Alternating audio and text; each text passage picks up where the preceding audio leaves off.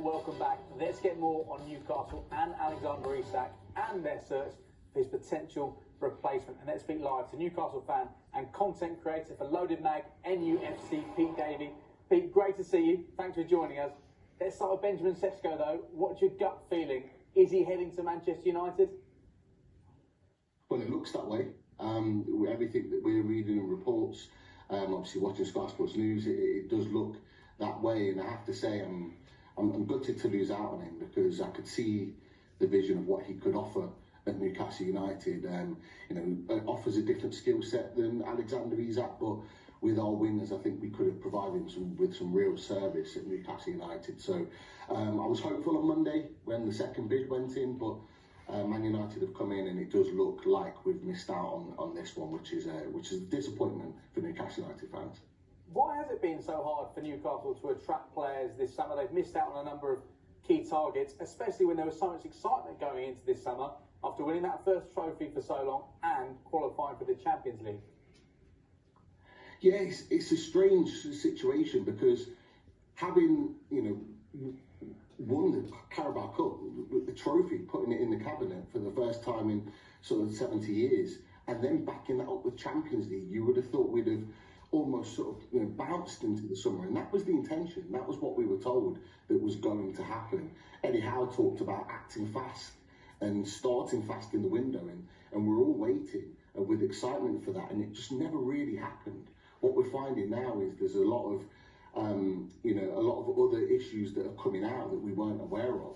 I'm sure we'll talk about shortly, but it's a real strange situation. I have talked about it before, particularly when we lost out on Hugo Ekitike, and it's a case of, for me, with the type of players that we're looking at, as a Newcastle fan, I'm happy because they are a high bracket type of player. They're young, quality, bags of potential, could be the best in Europe in a few years' time. So we are shopping in a very expensive, very extravagant market. But what we've been humbled with this season, certainly this summer, is the fact that the big boys, the big clubs, the supposed top six are also looking in that bracket, and they've been able to pick us at every sort of post. And that's been the real big frustration about it. So I'm not mad about the type of player that we're looking at. It's the fact that, in that run, unfortunately, of teams that are after this player, we seem to be further down the pecking order. So, it's whether we go back to the board and we look at other players that maybe are the rung down, that we are going to be at the top of the list of players that are going to want to come to Newcastle United, or, do we keep fishing in this market and hope that one of those players does come to Newcastle United? What do you think is going to happen with Alexander Isak? What are Newcastle's chances of keeping hold of him? And if he does stay, and if he is reintegrated, then will the fans accept the way he's acted this summer? Two great questions there. I can only give my thoughts on Alexander Isak personally as a Newcastle United fan. I think Alexander Isak's let a lot of people down. I think he's let the club down. I think he's let the manager down, and I think he's let the fans down. And it's not because he wants to leave Newcastle United. If you speak to any Newcastle United fan, they will understand, him wanting to move on to a heritage club, one of the biggest clubs in the world. You can understand that.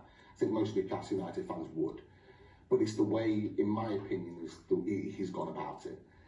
It could have been and should have been handled better. Alexander Isak could have left this summer and still been considered a legend of the club. I think he'll be considered anything but that, in my opinion, when, in my opinion, he eventually does leave the club. Is there a chance of holding on to Alexander Isak? Maybe a slim one. I think certain things are going to have to fall in place for that to happen. But if I'm being honest with you, I think the club are probably looking in a market where they get the players in that they need it by the end of this window and allow Alexander Isak to leave, because Newcastle United want players that want to play for their club. We have established that all the way through since this ownership came in. Eddie Howe has reiterated that recently, even this week. He only wants players that want to play for Newcastle United. We do not want a new season with this hanging over our heads as a club. and the players don't need it, and certainly Eddie Howe doesn't need it. So I think, although he's a world-class player, and he's a brilliant, brilliant player, and he's done so well for Newcastle United, we think it's best that he moves on.